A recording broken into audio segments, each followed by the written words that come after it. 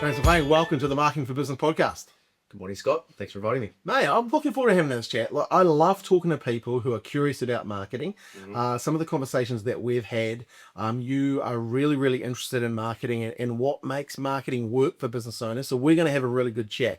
Take me back though. You own a painting company, and a nice brand there on your shirt. So tell me about it, and then we'll talk about marketing and the nuances of marketing. Sure thing, no problem. So basically, back in 2021, myself and Nick, we were just painting contractors. Yep. And whilst that model was fine, he had his business, I had mine, we wanted a little bit more. Yeah. We wanted to create a meaningful company. Nice. And so, we basically just got together and decided, let's join forces. Let's create Pantheon Painting. And when you think about a meaningful company, what did that mean to you? Like, what were you trying to create here? Well, yeah, I mean, that's a great question, because basically when you're a painting contractor, you can care a lot about your craft, but are you really building something? Yeah, nice. And well, the answer is no. Yeah. Essentially, we were just doing great work for people. Yep. And getting paid for it, and that was fine. Yep. There was always another job to go to. Yeah. Because there was always another builder that would, request you to paint a house for them, etc. But that's basically as far as that went. So you're labor for hire, right? Labor for hire. Yep, that's the best way to put it, essentially. And so by meaningful, we wanted a company that something Canterbury could be proud of. Nice. Yeah. I reckon that's really cool. I know after the earthquakes, there was a lot of companies came down from all over New Zealand, really, and painting. And I remember we had a guy turn up to our house and said, "Oh, I can paint your house and all this sort of stuff." And I'm like, "Where are you from?" And the whole bunch of out of towners did come into town, and I like the fact that you wanted to create something meaningful, because you have the opportunity today just to turn up and do your job, or you can create something. And I think that's pretty cool. Like, obviously you love painting, you enjoy it. Yes. What is it about that you like about painting and what you're doing there? Well, you're basically doing two things when you're painting someone's house. You're protecting it. Yep. And you're making it look great. Yeah, nice. And that's pretty cool. And so those two things are very important to homeowners. Yeah. And so when you can help people do that easily and efficiently, then it creates a good feeling. Yeah. And I think also the transformation must be a real buzz too, eh? Like, because when people, I know when we had our house painted, it was like really, really cool, the transformation, like you go away for a bit and then you come back and it's, oh, wow, this looks cool, Well, absolutely. And, just talking more on that transformation part, a lot of the time, some people will just ask the painter for advice with regards to colors. Yep. But we do it in a way where we put you in front of a color consultant. So you're actually getting, tailored advice from an expert. And then, you can really get some great results from that. Why do you guys do it that way? That was basically because of our experience with dealing with clients. Yep. And them asking us a lot of questions about colors. Yeah. And we thought, okay, we have our favorite colors that we like using on homes. Yeah. What does our client really want for their home? Nice. And that's the most important thing. Yeah. We want to deliver that. So being a bit more consultative and finding out what they want and also what they don't know that they want, right? And I guess that comes by bringing an expert in and having a really good, because if you turn up and go to Mitre 10 or Bunnings or these places like this, there's literally 1,000 colors you could choose from, right? Yes. And it can become just so overwhelming. Yeah, and what you just said, we hear that from a lot of our clients too. They say, I've got this color in mind, but it's all a bit overwhelming, really. Yeah. I spoke to someone down at Bunnings and 10, and they were lovely. They gave some great advice, but I'm still confused. Yeah. And so we want to, essentially, we're not just selling a paint job. We're selling, we are delivering a service of clarity. Yeah. And clear systems. Nice. Yeah, that's cool. And that gives people confidence, right? And I guess that's the end of the day. Because it can be, a painting's not permanent, but it's permanent for a while. People have to have that confidence in you to make that decision, right? Why, when you talk about creating you and want to create something meaningful, was that meaningful for you, for your clients, for maybe potential staff that you were going to bring in? Was it about building something that had a bit of a culture to it? Absolutely, 100%. I've met a lot of painters in my time, and some of them are quite happy-go-lucky people. Yeah. And some of them were a little bit like myself, where they were just happy, doing one job, then doing the next. Yeah. And by meaningful, yeah, we would like to create a culture. We believe that we're doing that now. Yeah, nice. Where painters want to work for us. Yeah. It's an enjoyable experience for them, for our clients, for everybody. Yeah. I got to confess, I was a painter in the UK, and when I was when I was over there on my OE, and I met a mate, and he was a very good chippy, and I remember him said, look, we're gonna go and do some work, and you're the painter. And I'm like, mate, I've never painted, and he goes, don't worry about that. When the guy asks if you can paint, you just say yes, and we'll work the rest out. Anyway, I was lucky enough that Dean, he probably listened to this one actually, Lopez from the Mount, he got me in, and when the guy said, can you paint, I was like, oh yeah, and like probably within an hour he knew I couldn't, but I just said, hey, I'm keen to learn. And he goes, well, that's all that matters anyway. So he stuck me with a guy called Kenny. Kenny was a really, really professional painter. Actually taught me how to rag roll in the end, and I actually wasn't too bad at it. I hated doing the sanding, because that's for the first year, that's all I was doing, but 90% of the job. yeah, as a preparation, right? Yes. But I can definitely, like, there was people that Sonny had working for him that was just there to turn up, and there were people there that were craftsmen, and yeah, it was an interesting to see. I just love the transformation though. Like, I love, they'd hand us over a house, and we would, 4 weeks later hand it back to them. It was pretty cool. Yeah, well, quite often, when I was just operating in the contractor model, we wouldn't see that because we would get so far, but then whoever's overseeing the job would then deliver that to the client. Yeah, nice. And so, both myself and Nick, when we were doing our respective jobs, we were craving that feeling. Yeah. Dealing with the client directly. Yeah. And, delivering them a fresh paint job that they love. What do you love about dealing with clients and people that you're helping? Well, when people are speaking about their home, you can see something inside them that they're excited. Yep. It's cool, isn't it? Or they create memories. Yeah. In their home. It's the backdrop to their family life. Yeah. And it needs to be well looked after, and it needs to look good too. And everybody wants their home to look nice. True. And so when I speak with clients, I can just see how much they love their home. Yeah. And they're also putting a lot of trust in us as well. Yeah. And I've heard you on a previous podcast speaking about the trust recession. Yeah. That really resonated with me because we had a client, I should say it's present really, but Sharon, when I met her, she was a bit standoffish and a little bit guarded. Yeah. Had something happen to it, didn't she? Yeah, she did. Yeah. And so I said, is everything okay, Sharon? Have you had a bad experience with the trading floor? And she said, well, she basically opened up and said, yeah, I've had guys walk out halfway through on the job. And, send an invoice that wasn't quoted for at the end of the job and things like that. And I could really see that this lady was hurt by this experience. And so, we basically, myself and Nick, just tried really hard to make sure to turn that around for her. Yeah. To make sure that, in this trust recession, that, you can trust painters.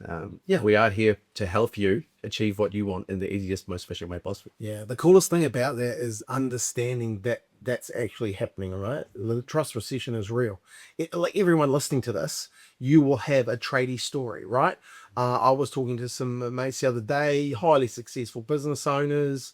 We're having a coffee. Next minute, one guy was telling us about an invoice he'd got from a plumbing company, and the bill was for travel, and it was from travel from their workplace to get supplies to then somewhere else and then to his house. And he's like, why am I paying for that? And in the end, the plumbing company was like, no, that's, and he's like, dude, like, seriously, I'm going to tell everyone. And he's told heaps of people about it. And I think that's the thing, like, people don't, if you're, now you understand, there's a real trust factor there too. And it's, it's getting more and more important that you have an understanding that trust is probably what the number one factor in business moving forward, and how you build trust and how you break trust. So it's great that because Sharon, now I'd actually read that testimonial. I said to you before, I read that testimonial, and she said that, right? She had a distrust for trades, and you guys have kind of turned that around for her, right? So that's awesome. Yeah, and we got a great load of satisfaction from basically restoring her faith. Yeah.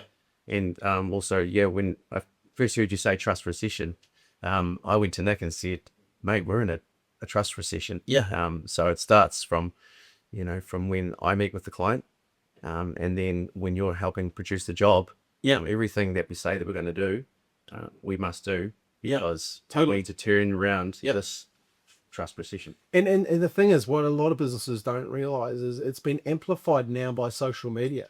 And because word of mouth would spread, and word of mouth does spread, but word of mouth on social media now can be in steroids. And I'm not just talking about the post on a Facebook page. I'm talking about the conversations happening inside closed groups. Your business can be wrecked by a closed group. If you're in a community and you do a bad job, guess what? Your business is going to be talked about in those community groups, right? And all of a sudden, you might not even know it, and you're getting, because you cut the corners. And I think that's one of the cool things. Good businesses that realize this can take advantage of it, go the extra mile, and actually win more. And this is the beautiful thing about it. If you get it right, you'll win more, because the other companies will keep cutting corners, which, that's just, I do believe how you do anything is how you do everything.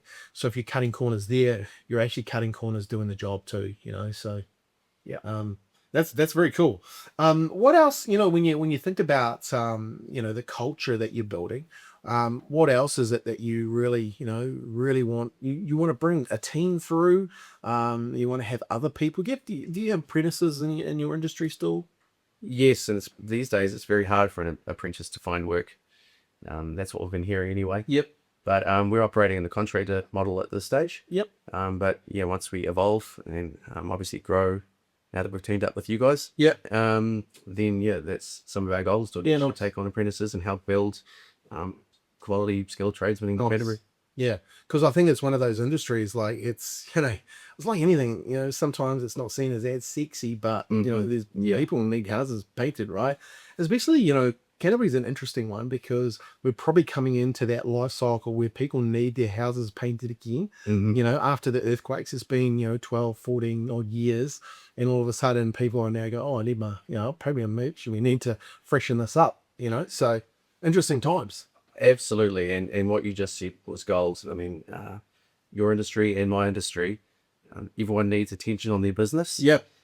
So that's great for marketing, and houses always need to be painted. Yeah. Eventually. Yeah, eventually. So there's always work there. Yeah. And you just need the right team to get it done for you. Yeah.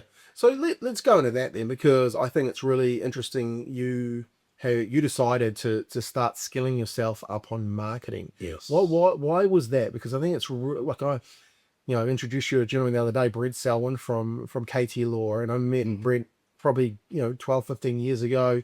He's a lawyer. He started to study marketing. He started to come along to a number of seminars, workshops that we were doing. He became very, very good at marketing, to the point, though, he too busy, handed it over to us, and we've been working with the company for now 10 odd years. But I really believe fundamentally businesses should at some level understand marketing.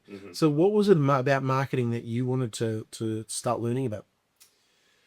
Well, basically it was a reality check. Myself and Nick, 6 months into Pantheon, we had painted all our friends and family's homes. Nice. Because they say, oh, you've got a new business. Okay, well, I need my house painted, and you go and do that. Yeah.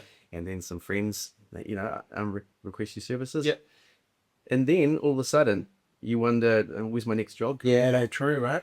And so then we all know how the masterful algorithms work these days. Yeah.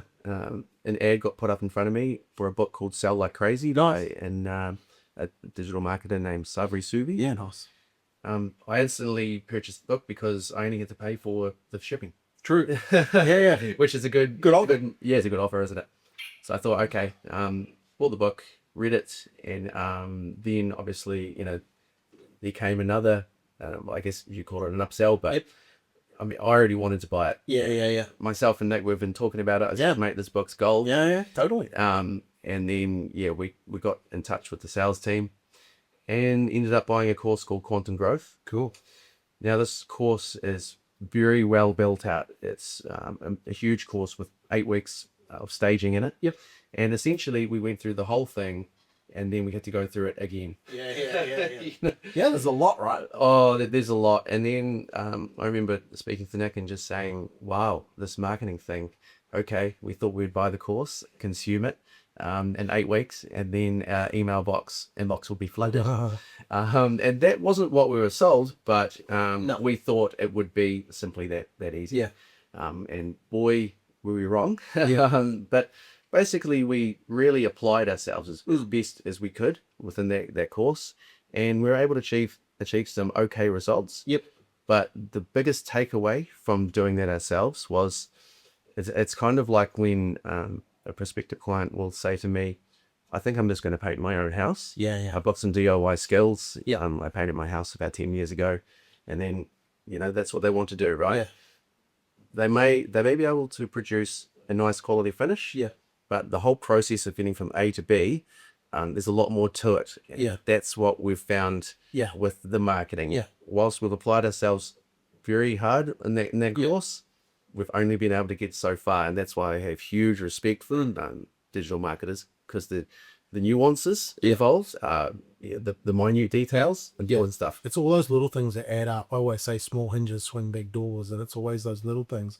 The good thing I like about Subaru, and obviously, I mentioned before, like the guys like Ryan Dice and Dan Kennedy that he studied with, who I study with as well. The understanding principles of marketing. I think if you can ground yourself in those, I always say design your marketing strategy to pick the tactics to produce the result you want, right? So just even understanding that strategy and thinking sets you ahead from other people, because a lot of people will just surface read a book or surface read a course, start implementing tactics and not understanding why stuff's not working. And it's those little parts to it that really make a difference. What's your favorite part about marketing though, when you're going through that book? What were you excited about the potential for you business, or were you excited about the psychology side of things? Definitely the psychology side of things. And also, I just think I use myself in it as an example. Yep.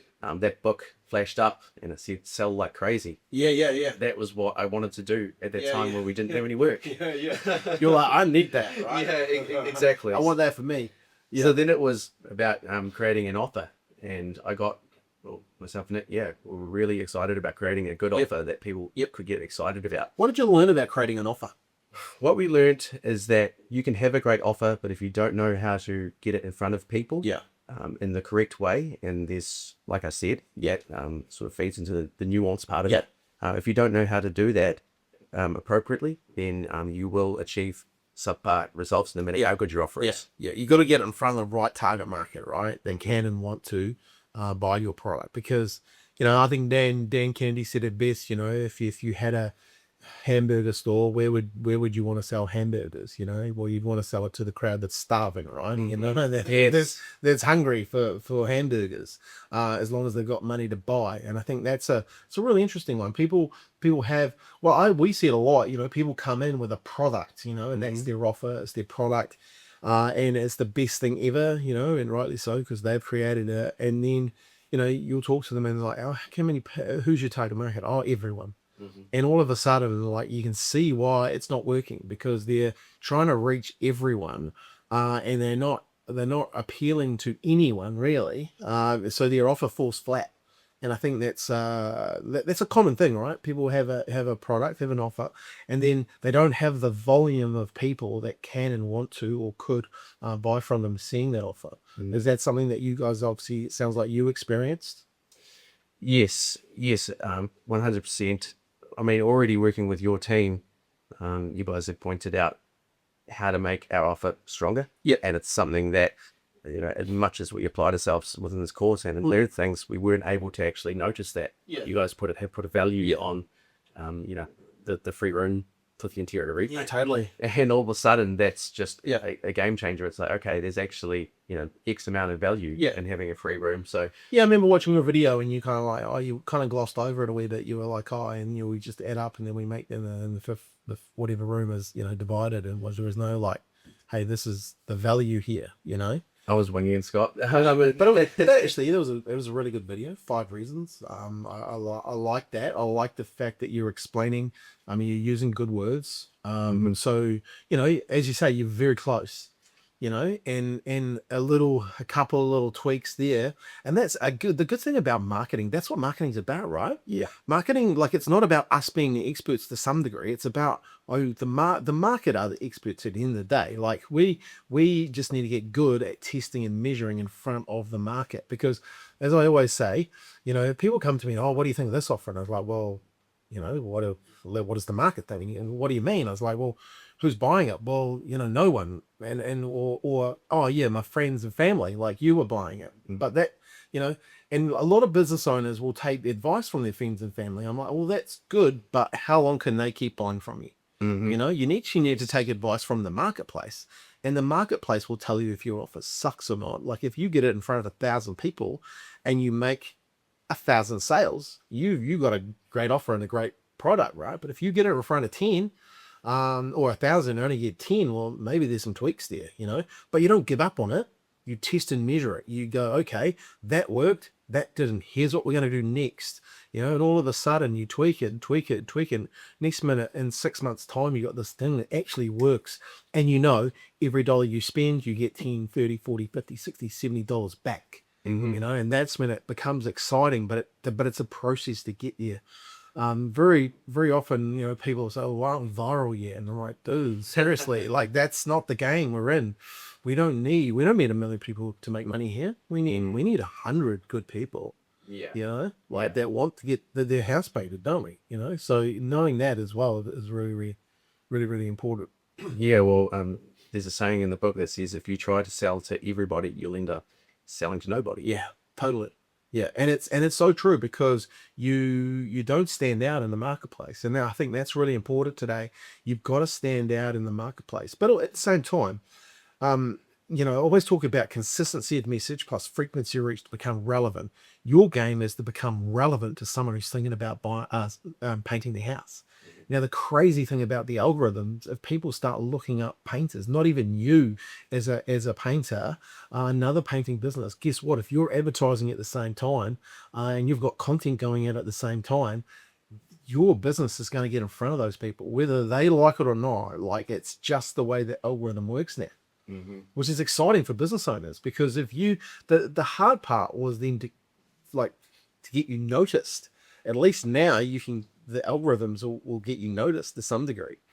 Yes, 100%. And around the time when that book first showed up on my algorithm, I had a lot of friends and family who meet well, but were telling me that I didn't need to spend money on advertising, and that word of mouth and referrals are all you need. Now, word of mouth and referrals are super important, and you should have a system in your business to make sure that those are nurtured well. However, you can't just rely on that to support the lead generation for the business. I think that's it's good, meaningful advice from family members, but at the end of the day, they don't know your goals. They don't know your dreams unless you've really explained it to them. Hey, we're trying to create something here that's at this level. They might be thinking, hey, you just stay down here and, enough business here. The cool thing, if you've got real desire, you want to grow something, you want to have to spend some money marketing, because you need velocity. You need your idea in front of more people. The cool part, I guess, is when you start to get the traction of that. Because you're right, referrals are great, but that's when a big business probably a couple of months ago, and their referrals have dried up, and there's 2 reasons the referrals have dried up.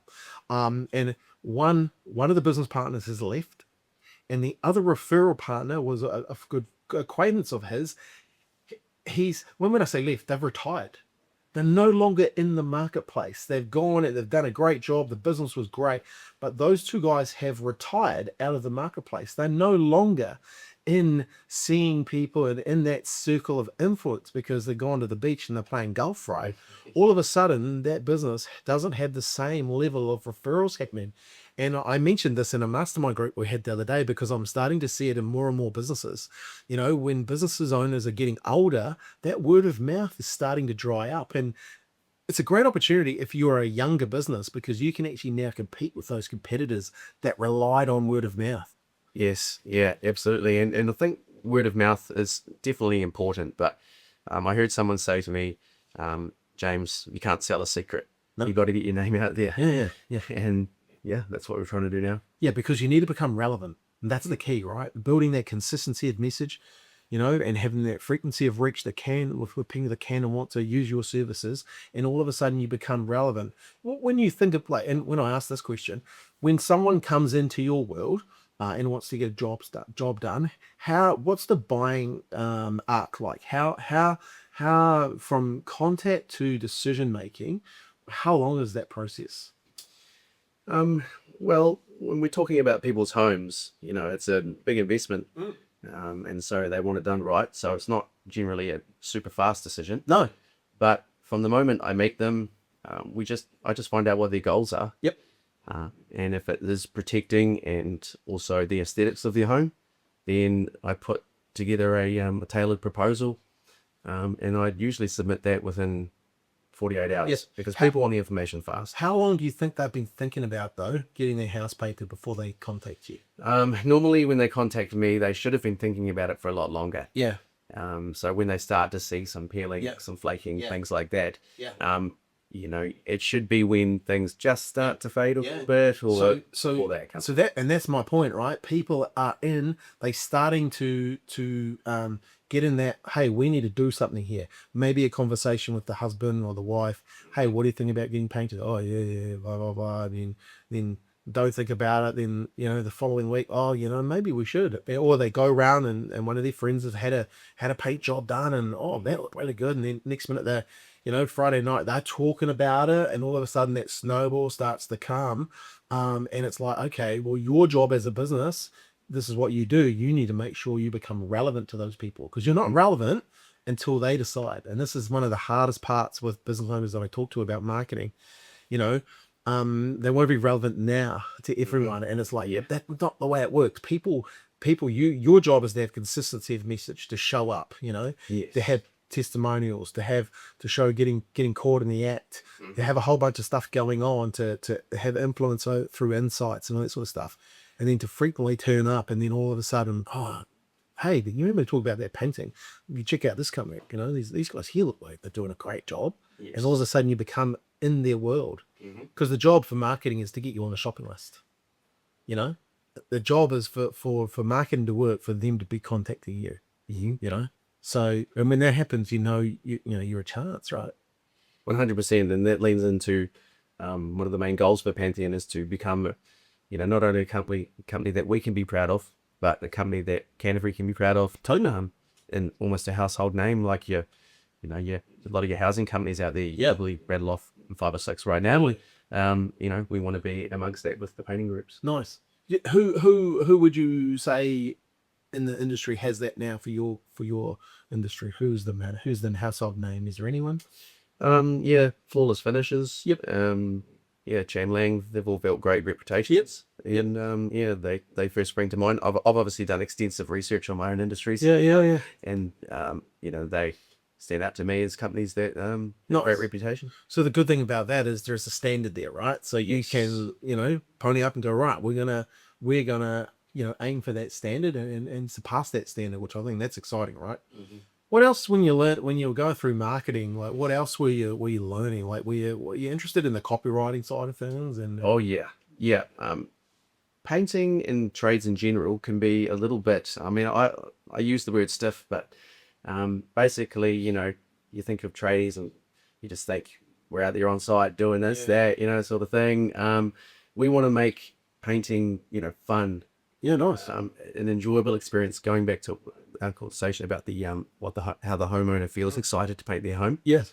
We want to make that whole process just enjoyable. Nice. Not a chore, not a bore. We just want it to be easy. Yep. And to achieve that result that they really want. How do you think you're going to do that? How do you make it fun, enjoyable, and easy? What's the secret sauce there? Well, it's just inspiring ideas. Like people think, okay, I'm just going to paint my house. And you think, well, there's more to it than just painting. Yeah. We can paint it in a way where we're going to extend the longevity of your exterior cladding. We can also put different sheen levels, different gloss levels in certain areas that make certain parts of your home stand out more. Nice. You could do dark weatherboards and you could do light windows, so your windows look like the eyes of the home. Nice. This is things like that. And there was also a client of ours called Janet. She wanted to paint her house black. Yeah. And she had timber weatherboards. There were two other painters that she engaged that told her that she just could not have that done. Yeah. And Why was that? Why couldn't you have that done? What was the reason? well, basically because dark paint tends to fade quicker. Yep. And that is true. However, nowadays, paint these days is very like advanced in the technology. So good. Yeah, and there's these tints called cool colors where they actually change the pigment of the tint, and what that does is that helps reflect the UV rays, Yeah, good. so it staves off fading for a few more years. Yeah. And we basically told Janet, we're going to make this happen for you because that's what you want. Yeah. And she also had an emotional story. Like she had a bottle of a red wine in her hand. And she said, it says my little black cottageite. Wow. And she said, I want my home to be my little black cottage. That's cool. And I'll celebrate with this bottle of wine once it's painted. How good. And the other two painters, they probably gave her great advice. So, credit to them for that. However, we know that with the products now, that we can deliver Janet exactly what she wants. And we ended up doing that. And she sure did, celebrated with her wine and just happy with the results. So it's just about finding out what the client really wants, and then delivering that for them. How good though? Like one thing I take from that straight away: listening to understand versus listening to reply. The other two people listening to reply, you can't do this, you can't do that because of that. But at the same time, you're listening to understand because you know that there's technology now inside these paints that actually can do the job, and I think this is the cool part about technology as it moves on. There's technology happening in all different areas, and like the fact that there's technology in paint that actually can now make it last longer, even if it's a dark color. That's pretty cool, right? Oh, it's amazing. And compared to when I started about 20 years ago in painting, when I was mostly, I was trained a bit old school. Yeah. Some wily old painters who used a lot of oil-based stuff. Yeah, no. And the thing is, oil-based has got the reputation for being hardware-y and all that sort of stuff, but it's old technology, if you can call it technology, I guess. But it's, it's not that great for the environment. It's horrible to use. Yeah. And doesn't have the longevity with the beautiful finish like the new paints now do. That's pretty cool. So Jenna's obviously another happy customer, and obviously getting in front of people like that, and so what's your secret sauce? Obviously you're a very good listener. You ask a lot of questions. Is that because I think, James, from our conversations, and this is what I wish for everyone, and I talk about it when I do seminars and stuff. I give people part-time jobs, and my part-time job is, you have to be a part-time marketer. Whatever you're doing inside your business, you actually have to also have the role as a part-time marketer. The reason I say that is because the part-time marketers are curious, and I want that for every business owner. Every business owner should be curious. They should be looking at things going, why or how, or what if, and I think that's one of the things you've got, is you're a little bit curious about things, right? Oh, absolutely. I mean, essentially, we want to deliver exactly what the client wants, and in order to find that out, you need to ask a lot of questions. Yeah. And if I didn't ask those questions, like what is, I asked what the reason is. Is it just to protect, or is it to build the aesthetic? Yeah. And I essentially let them know that they can do both, no matter what their goals are. Yeah. We can achieve goal A, but also bring in goal B, which is if it's aesthetics, then we can also protect your home. If it's protection, we can add beautiful aesthetics as well. Nice. There was also some trepidation with Janet too, because the other two painters had told her that. She said, James, I'm a little bit unsure about this. Yeah. Because, Why are you right? Yeah, are you sure that you can tell me? And then, of course, we provided a guarantee. Yeah, nice. But then there was still an element of trust. She had spoke to me and said, okay, hey, look, let's do it. I hope it works. And the results are great, and we're all pleased. So. Nice. What that's a strategy thinking. What sort of tactics have you been running from a marketing perspective? What did you learn in the course regarding tactics? What are some of the things that you've been trying?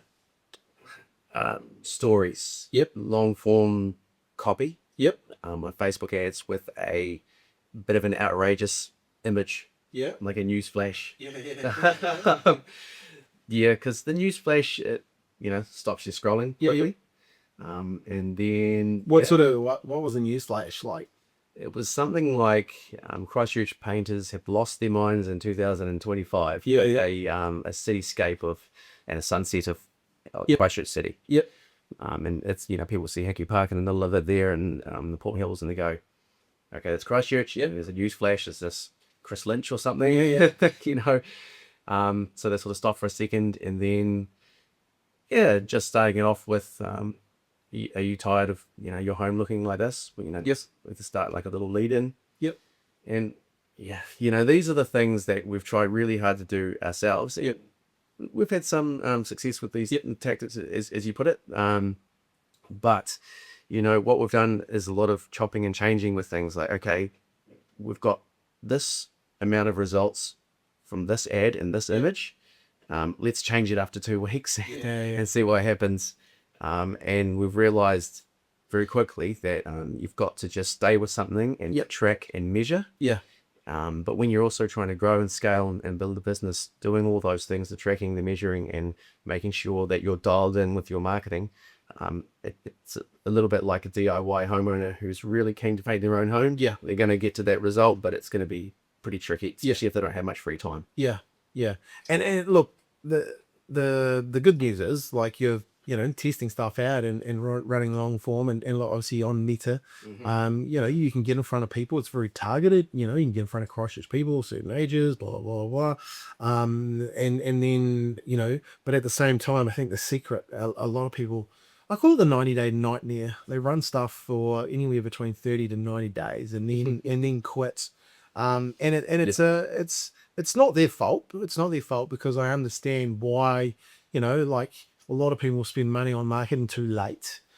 So they actually need the result quicker than they let on. But the key is to marketing really starts to kick in a velocity way around that 6 to 8 months, 10 months, 12 months. And if you can get through that period, and you have stuff that's that's working, and you actually.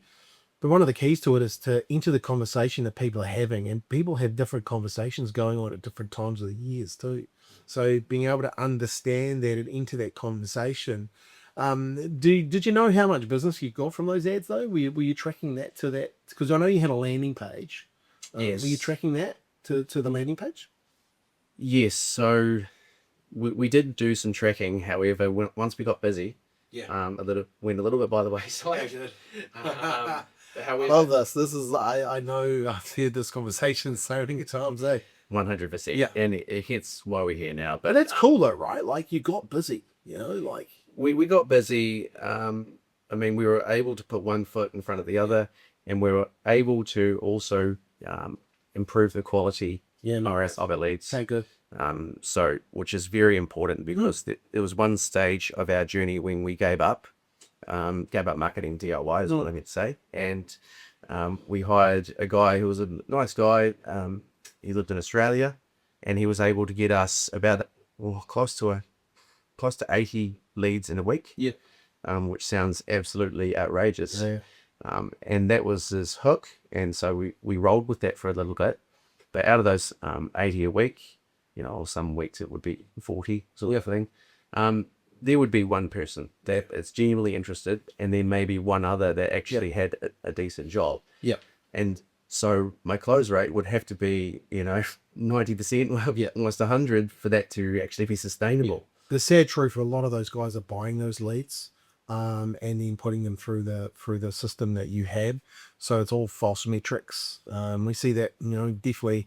Oh, we can get you these leads. We can get you these leads. Well, 80 leads. Well, I'd rather have 10 good qualified leads than 80 freaking just names and email addresses and a lot of phone numbers. There's a lot of smoke and mirrors goes on in this industry, and it goes on in every industry. But from the other side, because we've been in this game so long, we know, because we get actually contacted by those lead generation guys as well. We've actually got one working for a client at the moment, and we've said don't do it, but the client, we got to, we want to. They'd be pestering them.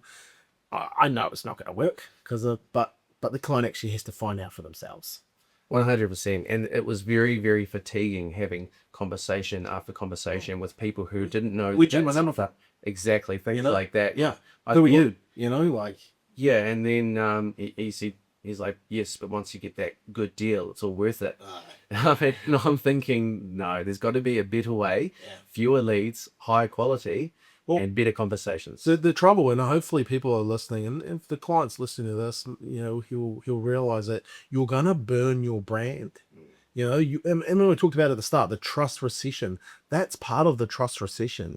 Like the companies, the people getting rung won't remember who the lead generation guy was, but if you're all of a sudden calling people and they're getting annoyed, that's your business too.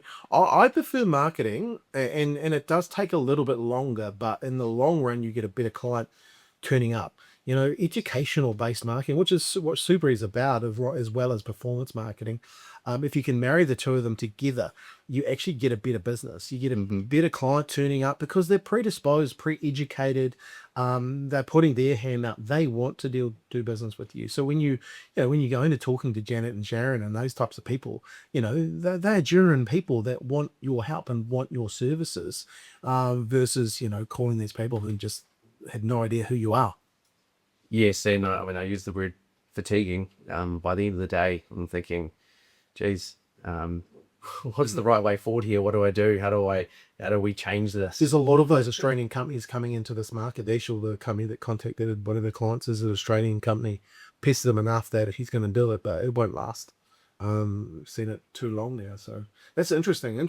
So when you start getting your marketing work and obviously get busy and stuff, it's a real interesting one that you did you let it slip a little bit, like, because because you have to assess what are the things that are going to move the needle in the business right now, and you need to have your priorities in order. And obviously marketing is super important, but when you've got clients that are relying on you to deliver what you promise, you need to fulfill that. Because that's the most important part to some degree, right? Is actually doing the whacking and cracking, making sure your clients are looked after. What are some of the big lessons you've learned going from a contractor to a business owner? Well, that's a great question, because there's many lessons. Probably the most important one is when you go from a contractor to a business owner, there should be a huge checklist of things that you need to understand clearly before you even start. What would you put on that checklist? Because that's a great, because I think that's one of the things that business owners, if you had it start, you'd be a lot longer. Well, what should be people putting on their checklist? Well, the first thing I kind of want to say is, I just want to talk about your why. Nice. And, some people scoff at that and say, that's a bit airy-fairy. You should be talking, hard facts with business. But it's like, no, this is your life. It's something that you're spending a lot of time in. Totally. If you want it to be meaningful, then you need to have a good why. And mine is my family. Nice. To create a great life for my family. And I also love music. I'm a guitar player. Brilliant. And I love guitar gear. And it excites me playing music. And so I want to build a business that allows me, that facilitates that life for me, for a great life for my family. And that's so important, right? Getting clear on your why. I think I shared the other day a couple of my whys, what I do. And one of them is helping business owners. Like, I know, like that's it's a gift I reckon I've got, is the ability to help business owners, whether it's just through marketing or whether it's the ability to build culture, build core values, and build an infrastructure around your business. And I love it. And like, if you've got to be prepared sometimes as a business owner. And I did when I first started for a long time. You're not getting paid what you think you're worth, right? And if you were just in it for the money, you would leave. You'd quit, right? And I think that's really important. I don't think it's airy fairy at all. I think the most successful business owners I know, and I know a lot of them now, they all have a strong why. They all have a strong why in their family. They all have a strong why in something they do outside of who they are and at work. And they have a really strong why about giving back to people. And I think that's a gift, right? And I think if you're going to be in business and you want to be in business long term, you need to have a strong why. So I think it's a great conversation that you bring up.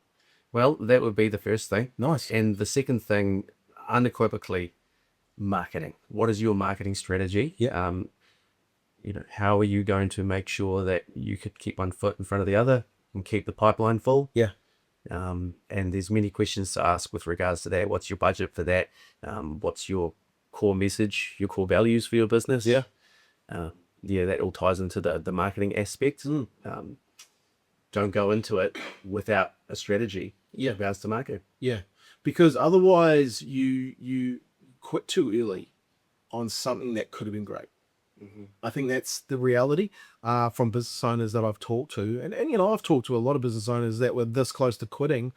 And I said, hey, just come in, let's have a chat, let's look at your strategy. Actually, you just need to move this to that market, and all of a sudden, I remember one lady, she'd spent 40 grand, no sales. And, she had the best looking website. She had a sign written card. She had, she'd got advice from a website company, and she had all this branding stuff and look great, but no sales. And I said, well, how many conversations have you had with the target market? And she hadn't had any. And I said, well, what about this target market? They're the ones that are the problem that you solve. And she'd had none. And I said, look, go and have like 12, I think it was 12 conversations. And I did, it was quite harsh to her. I said, don't come back. Don't even talk to me unless you've had those conversations. No, she's sold 3 businesses though, and it's, you're just a little bit away. I always say, you're one conversation away from growing your business, because it just needs maybe someone with a different set of eyes. Yes. Because I know this from, like if you came around to my house and you would see what areas need to be painted and how they could be painted better and all this sort of stuff versus me going in there and going, I've slap it with white, Yes. And it's the same with marketing, right? Like if you have someone look at it from a different lens, especially because you've been doing the whacking, the cracking, you're the thing that you do. I think it's really important to get that other set of eyes on it. And then you be prepared to do the marketing around that. What's number 3 on your checklist? We're going to get 5 things, by the way. We're going to get 5 things. Okay. Number 3 would be what sort of, well, I'm going to use the word culture. Yeah. What sort of culture do you want to build? Yeah. And you need to get very clear on that too.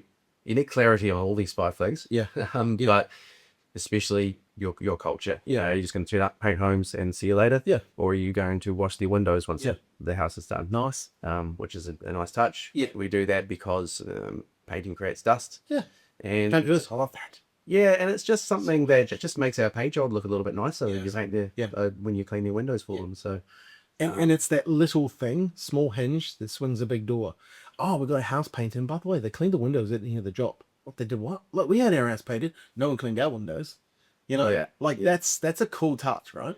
well, that's it. And with regards to culture, it's about looking after the client, making him enjoy those certain aspects of your service.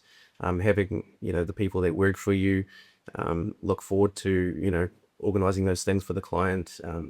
Just helping them. Have a helpful culture. Get clear on that vision. Yeah. And map it out and apply it appropriately, but don't just, well, you can just get started, but don't get too far into it without really knowing how you want your company to look in X amount of years. Yeah. And so what did you do to get clarity on the sort of stuff? Did you sit down, take half a day, take a day? What did you do? Well, we spent a lot of time basically just chatting with our clients and getting feedback on their experience with us. That's smart. Yeah. And one thing was, if you've got painters doing an exterior, say a team of 3, we provide a portaloo on site. So that stops our guys, your home's your sanctuary, right? Yeah. So if you've got people constantly coming inside, things like that, even if they're respectful, it's still, you could sort of almost look at it as a slight, Yeah, do you want to do that? little bit. This is once again another little touch. Well, that's another thing that we do, just so that everything's contained, and it's it's not inside the home as such. If we're painting the exterior, we turn up, we can look after ourselves. Yeah. Yeah, we're self-sufficient, right? Self-sufficiency. Yeah, absolutely. I think as a business owner, that's a good decision, because as a homeowner, I'm like, it's once again, hey, they bought their own gear, they're self-sufficient, man. You're not reliant on someone, someone else too, which tells me that it's professional. You guys are professional. Hey, we come in, we've got our own toilets, we got our own this and that. That's very cool. I like it. Yep, and that ties into number 4 essentially, which is having good systems. Yeah. And structure them so that everything works smoothly like clockwork. Yeah. How do you build good systems when you're starting out though? Because you don't know what you don't know. Yes, well, that's it. But if you're going from a contractor to business owner, you know some stuff, I guess. Yes, that's right. So you need to basically map out some simple systems. Yeah. Well, how does good look like? Or if you're looking through your vision, you'd go, okay, well, one of the systems we're going to have is we have a job and we've got over 3 people, then we're going to have, a portaloo on site, So there's a number of things that you've worked out for that. I get what you're saying now. Well, it'll start off with the quote. When I meet this person, I'm going to give them a clear, transparent quote. Make sure that the documentation, the information that you give your clients is clear. And that can be your first system. Your second system can be, we're going to just paint their home and do it respectfully, do it well. Get the job done. I watched a video the other day of what Nick was doing, and he was painting a garage side with spray. Yes. And I thought that was interesting, spraying versus roller. And I love the way that he was doing it and stuff like that. But I was like, this is something different. Like, once again, technology comes into play. Just thinking, if you got systems for certain things, and hey, for this type of surface, we could actually spray this, and it must, like, I think that type of thing, and how you can actually do jobs a lot faster today. Yes. Like, versus, because if someone doesn't have systems, they're never going to be as efficient. Yes. Well, with regards to the production side of systems, there's a lot that goes into it. You walk in and you think, how much of this can we spray? Yeah. Is there an opportunity to spray any of this work here? Yeah. Yes, no, map that out. And then, that sort of ties into the production side of things. Yeah. Quoting is so important, and being transparent with quoting. Do you use technology for quoting? How do you Great question. Yes. So we don't just send a quote with Xero. Yep. The quote on Xero is basically the value. Yep. And then we'll have a scope of works that says, refers to the attached document, which is well built out, discussing everything that we went over on the consult. Nice. And it's not too much where it's just an overwhelming document and people don't read it. Yep. It's about 3 pages. Nice. And it just explains how we're going to go about painting your home, and lists all the colors, Nice. whole spec, the guarantee, a thank you note. Yeah. And and then once the job's complete, then we have obviously a follow-up. Like, we keep in touch with our clients after that. So those are basically the 3 systems: from when we meet, the production side of things, and then the follow-up once the job's complete. Yeah, you can really break that down too. Like, I talk about marketing as a bit of a dance, the before, the during, and the after. It sounds like you've got that from an operational perspective too. Very cool. What's number 5? Oh, you have to cover this, Scott. Oh, look, you've done well. Well, you have done well. I think getting clarity. Well, one thing you mentioned was clarity, right? And we've got, we've got our why, and our why is really, really clear. And we've worked on the marketing, and we've worked on the culture, and worked on the systems. I think if I was starting out again, I would really work on identifying leaders. And leaders earlier. When I look at my business and look at the growth we've had, we've really started to identify leaders over the last 3 years.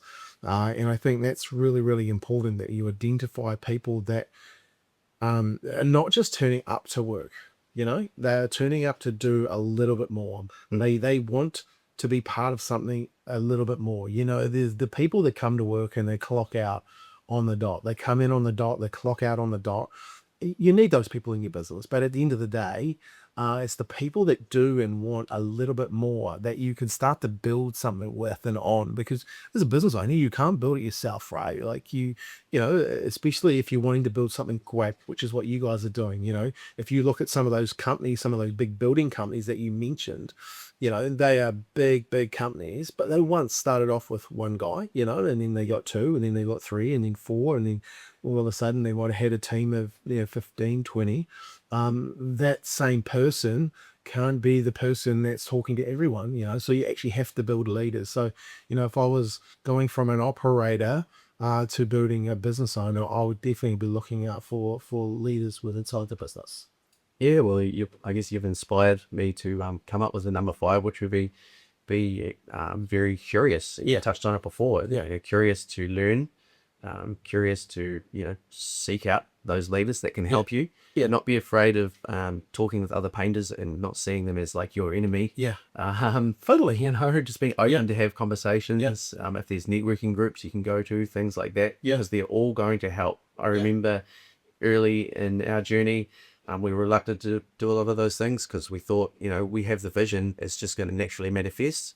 But, you can, I guess, manifest things if you are, like I said, aggressively curious about things. Yeah. But if you just let that sort of slow down a little bit and you just do, put one foot in front of the other, it can stifle your momentum somewhat. Yeah. So be curious, be keen to learn, and just deliver a great product. Yeah. Yeah, it is an interesting one, isn't it? Like, yeah, you can think I'll build it and they will come. You get, and look, you actually have to be really, really proactive in building it. Especially, like you do a good job at someone's house, painting, like that could be one and done for the next 10 years, but if you're staying in contact with them, and that's what annoys me about real estate agents, they don't stay in contact enough, right? But if you're staying in contact with people, you're constantly in front of them, you're inviting them to things, you treat that homeowner as still as part of your business. Who's to say they don't know someone else that needs a paint job? Who's to know that they don't not talking to their neighbors about that paint job? There's a whole bunch of things. We talked about this briefly the other day, the bigger picture in all of this. But it comes down to one of the parts that I like about the conversation here today is caring. Even if you could add number 6 in there, is the care. Yes. If you can care more, you'll actually win as well. And I think that's what you're building. You're building a company that cares. The good news is you're going to get the byproduct of being able to buy more guitar gear. Yeah, I'll wait for that. Because the cool part about it, that's a byproduct of caring. If you care and you care long enough and you stay in the queue, more and more people are going to get to know who you are, where you are, and what you have to offer, and why they should do business with you. And all of a sudden, that snowball starts to happen.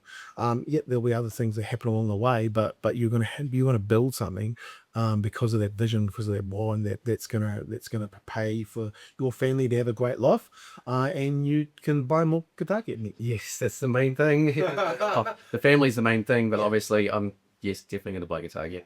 I remember when I first started Digital Influence, I was lucky enough. I was working at home. I'd sold one of the business. I was not really working at home. I'm taking a year off. My son was born. And he was coming into the office, and I thought, well, that's not really good, home office. I thought, I'll get out. And so a mate of mine, I went to a party, and his wife, I said, I'm looking for an office. He goes, Murray's got an office space. I go talk to him. So I ended up renting an office space off him.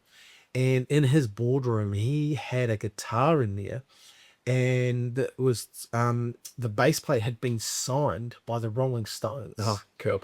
And it was a Fender guitar. It was a beautiful case. But when one went to auction, and it was worth $47,000 US. Wow.